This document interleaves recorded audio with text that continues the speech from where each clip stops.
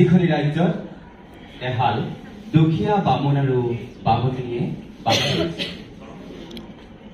তেওঁলোকৰ দুখৰ অন্ত নাছিল। প্ৰথম দুখ আছিল তেওঁলোকৰ কোনো সতি সন্ততি নাছিল। কিন্তু ভগৱানৰ আশীৰ্বাদত এদিনাখন তেওঁলোকে এটি পুত্ৰ সন্তানৰ মুখ দেখিলে। কিন্তু সেই বামুণ আৰু বামুণীৰ দুখৰ জানো অন্ত পৰিল? আহকচোন আমি সকলো সোমাই যাওঁ নাটকখনিৰ মাজলৈ আৰু বামুণ আৰু বামুণীৰ দুখৰ কাহিনী আমি সকলোৱে অনুভৱ কৰোঁ।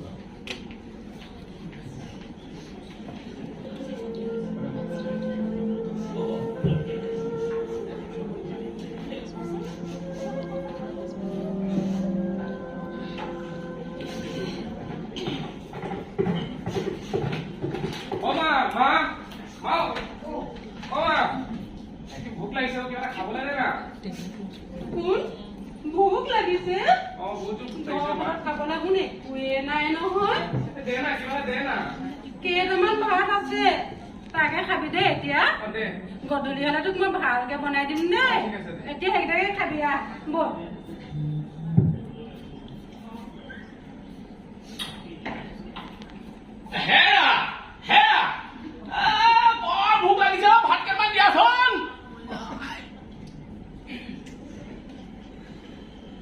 ভোক লাগিছে ভোক লাগিছে ঘৰত খাবলৈ খুদ কণ এটা নাই। তেওঁ আকৌ ভোক লাগিলে দিনটো ভূত গুৱাহাটী বহি থাকিবা তাৰপিছত আহি খাবলৈ লাগে বহা তুমি ইয়াতে বহা দেই। তোমাক মই খাবলৈ দিম। বহা মই খাবলৈ আনোগে দেই। খাই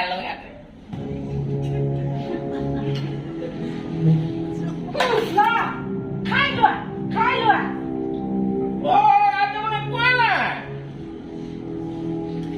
কেলে নাই খোৱা এই থালিখনকে চুপাই খোৱা।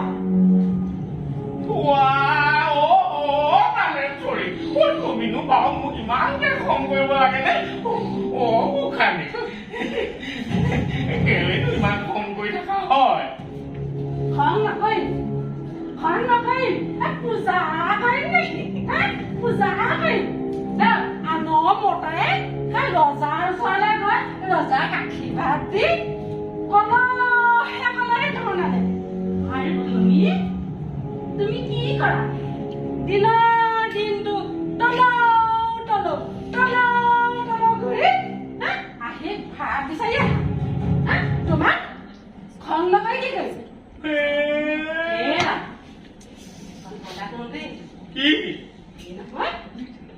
তুমি এটা কাম নকৰাগে তুমি সেই ৰজাৰ ওচৰলৈ গৈ ৰজাক আশীৰ্বাদ এচলক দি দুটামান ধন সোণা দিব নোৱাৰানে?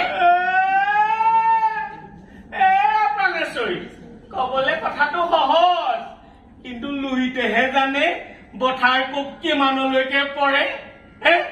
মই হাত ধুই পানী তোমাৰ খাবলৈকে শ্লোকে টানে জানো। মই ৰজাৰ আগত কেনেকে শ্লোক মাতিম? শ্লোক নাজানা আশীৰ্বাদো নাজানা সঁচাকে নাজানা?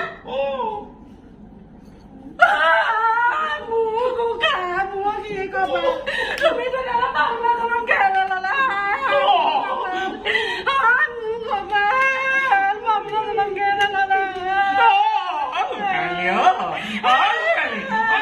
কিবা এটা কৰিম নহয়, কিবা এটা কৰিবা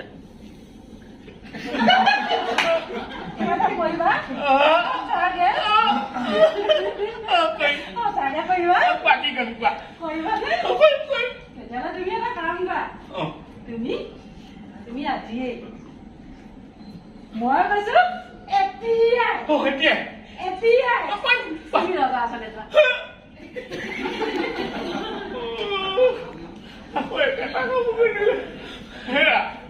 মই যে চুলুক পুলুক একো নাজানো ৰজা আগত কি দাম মাতিমগে। চুলুকনো কি নেজানিলেও নাই। তুমি সেই বাটে যে গৈ থাকিবা বাটত যাকে যি দেখা তাকে সঁচাই মিছাই চুলুক মানে ৰজা আগতে একদম ভালকৈ মাতি দিবা কোনে কিন্তু গম পাবহে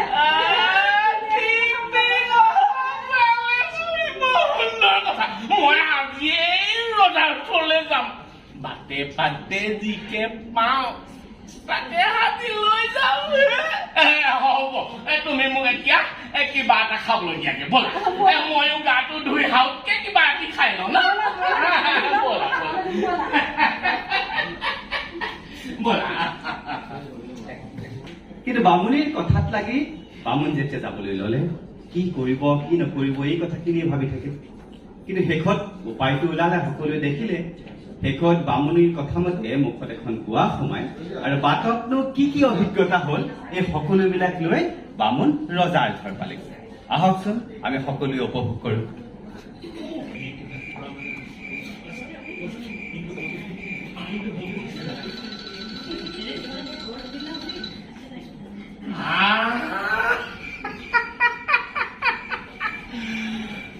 খুচৰি খুচৰি মাটি খুচৰা হওক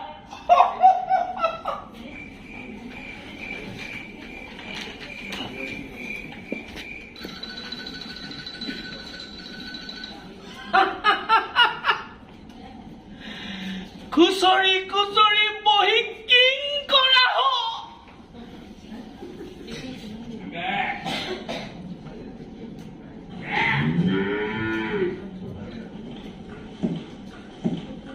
একুজি দুকুজি কৈ কলৈ যোৱা হওক ডিঙি মেলিং মেলিং কালৈ যোৱা হওক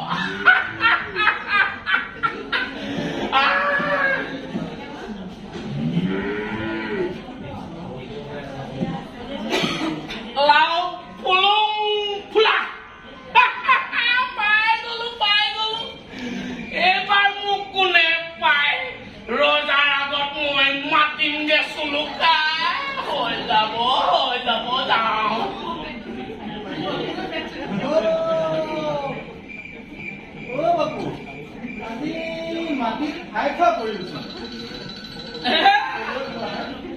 ৰজাই মাতি পঠিয়াইছে কিবা বোলে ধনবিধ দিব সেয়েহে ওলাইছো আৰু দেই কৃষ্ণ পেট গা ধৰি বাপু কলৈ যোৱা তেওঁলোকে দেখিলে বামুণে কিদৰে তেখেতৰ মন্ত্ৰসমূহ তথা শ্লোকসমূহ সৃষ্টি কৰিলে বেলি গৈ মূৰৰ ওপৰ পাইগৈ মানে ৰজা গৈ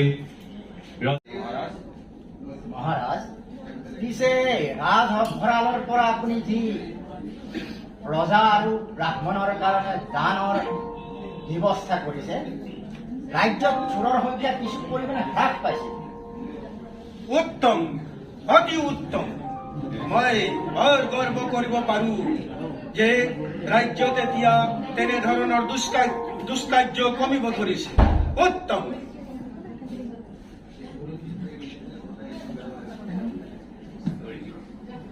মহাৰাজৰ জয় হওক মহাৰাজৰ জয় হওক কোৱা দ্বাৰপাল কি বাৰ্তা আনিছা মহাৰাজ ৰাজপ্ৰসাদৰ বাহিৰত এজন দুখীয়া বামুণ দেৱতা আহি পেলাই আপোনাক সাক্ষাৎ কৰিব বিচাৰিছে যোৱা ততালৈকে তেন্তে তেওঁক সাদৰেৰে ভিতৰলৈ লৈ আনা আজ্ঞা মহাৰাজ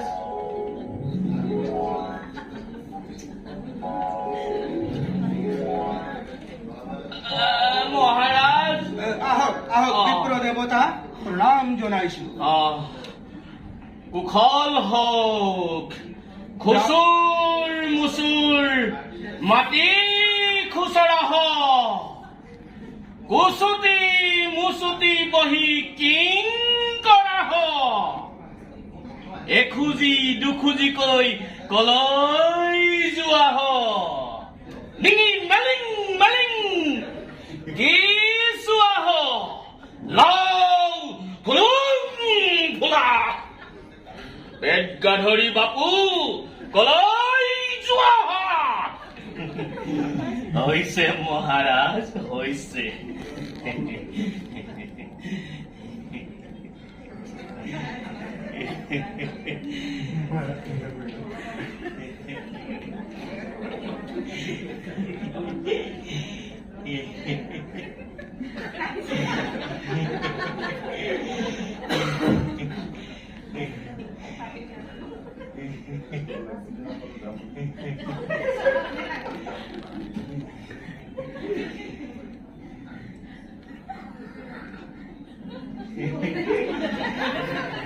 কিন্তু বিপ্ৰ দেবতা হয় মহাৰাজ আমাৰ ৰাজ দৰবাৰলৈ আজিলৈকে অনেক বিপ্ৰ আহিছে, সজ্জন আহিছে। হয় মহাৰাজ মই মাগিছো তেওঁলোকেও তেনেধৰণে আশীৰ্বাদ দিছে।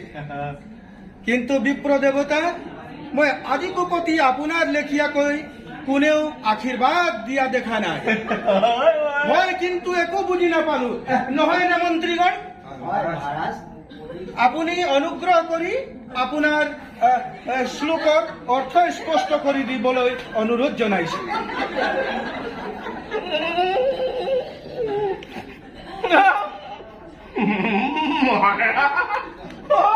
মাৰিলেও মাৰো কাটিলেও কাটো যি কয় কওক। মই হলো দুখীয়া বামু, মোৰ খাবলৈ ঘৰত একো নাই, আৰু মানুহজনীয়ে মোক সদায় কেটেয়া টেঙেয়া মাৰি থাকে। গতিকে আপোনাৰ ওচৰলৈ আহিবলৈ ক'লে, বোলে ৰাস্তাত যিকে দেখ তাকে সাজি সাজি কিবা এটা চলুক মাতি দিবি। মই আৰু সেইটোকে আপোনাৰ আগত মাতি দিলো।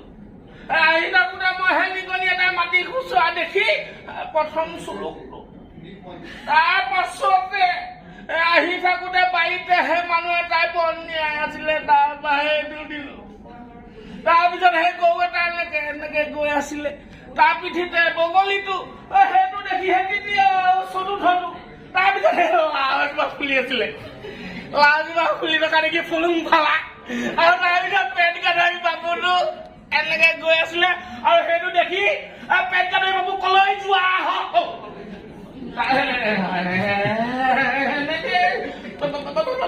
চুৰুকটো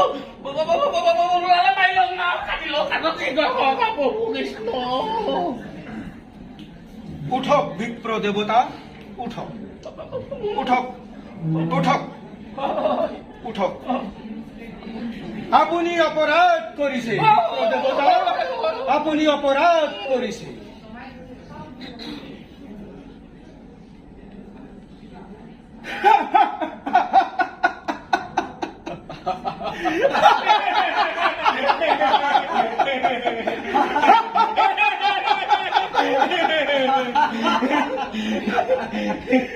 বিপ্ৰ দেৱতা, আপুনি অপৰাধ কৰিছে, কিন্তু আপুনি বৰ সহজ হুৰা যেন, সহজ সৰল যেন দেখিছো।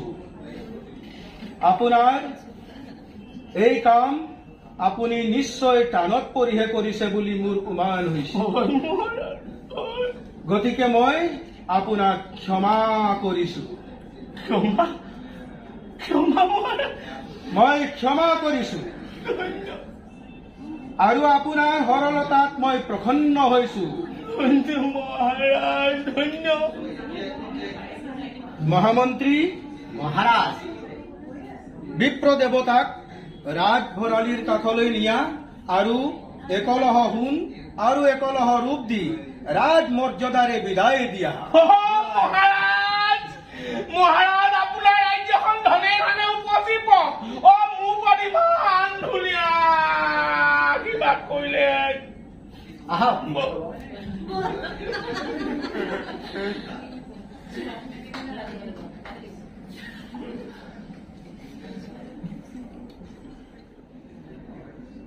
মন্ত্ৰীবৰ, আজি ৰাজসভাৰ কাম কাজ ইমানতে অন্ত পৰিছে, আৰু মই খন্তেক বিশ্ৰাম ল'বলৈ যাওঁ।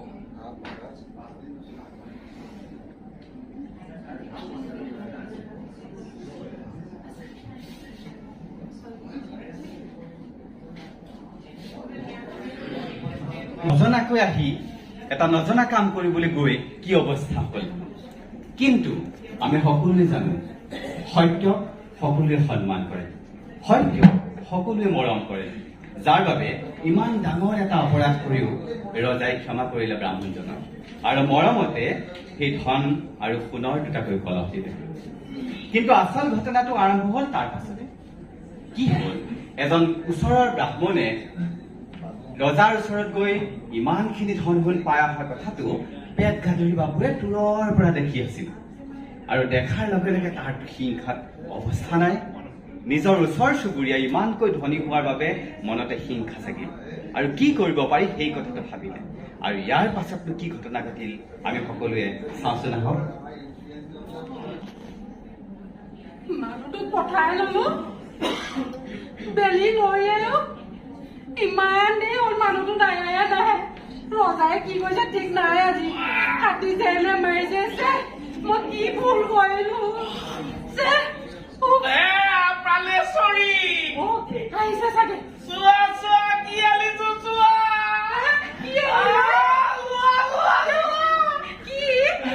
একলহ ৰূপ একলহ সোণ ৰজাই মোক দি পঠিয়াইছে।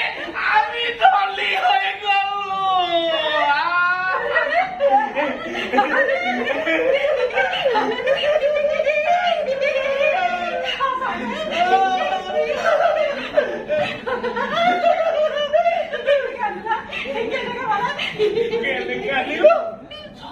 কথা মই এই খাই বৈ লৈ বিবৰি কম দেই। এতিয়া অকণমান বিশ্বাস কৰি প্ৰিয় দৰ্শকবৃন্দ, আপোনালোকে দেখিছে আগতে বামুণনিৰ মাত কেনেকুৱা আছিল আৰু আজি ধন সোণ পোৱাৰ পাছত বামুণনিৰ মাতখান কোমল হল। বামুণলৈ মৰমেৰে উপচি পৰিল। সেই উপচি পৰাৰ পাছত কিন্তু ঘটনা এটা ঘটিল। কাৰণ মই কৈছিলোৱেই পেট গাধৰি বাপুৰ ঈৰ্ষাত তৎ নাই। গতিকে ৰাতি শোৱাৰ পৰত যেতিয়াই বামুণে বামুণনিক কথাষাৰ কবলৈ ললে, তেতিয়া কিন্তু অন্য হাতেদি পেট গাধৰি বাপুৱেও আকৌ তেখেতৰ ঘৰত হিন্দী দিবৰ বাবে তেওঁৰ কাম পিৰালিত আৰম্ভ কৰিলে। গতিকে কিনো হল আমি চাওঁচোন আহক।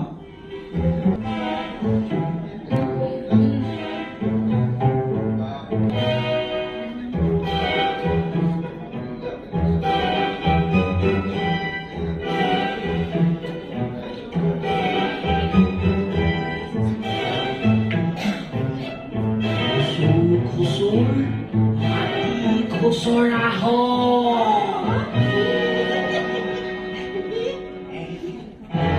বহি কিং কৰা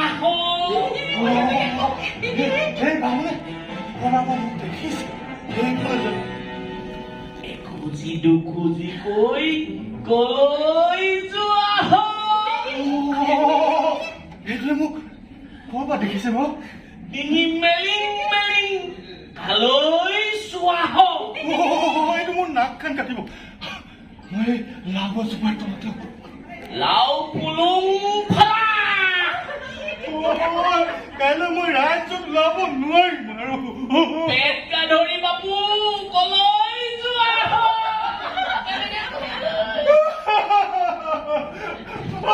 বাবু এইটো কবা তাৰমানে মাজত চুৰুগা পেলাইছো।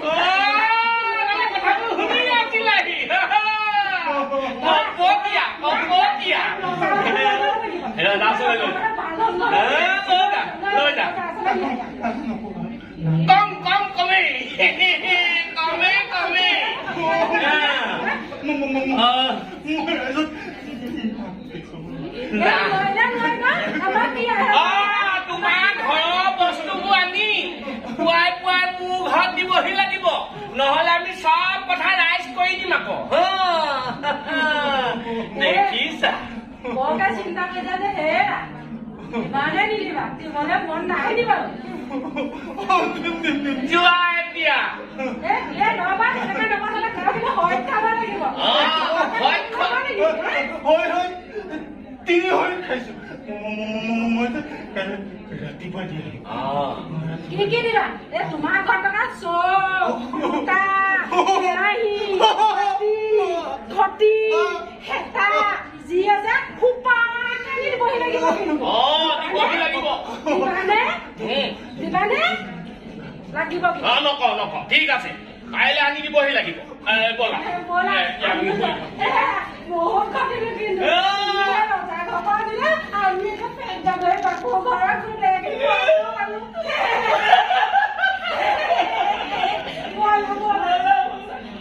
প্ৰিয় দৰ্শকবৃন্দ, আপোনালোকে দেখিলে যে এনেকৈ বাপুনৰ সেই দুখৰ দুখবিলাকৰ অন্ত পৰিল আৰু পেট কাটি বাপুৰ পৰা পোৱা সম্পত্তি, ৰজাৰ পৰা পোৱাৰ সম্পত্তি লৈ তেওঁলোকে মহা সুখেৰে জীৱন কটালে। তাৰ পাছতে আমাৰো কাপোৰ কানি লেতেৰা হ'ল, আমিও ঘৰালৈ গুচি আহিলোঁ।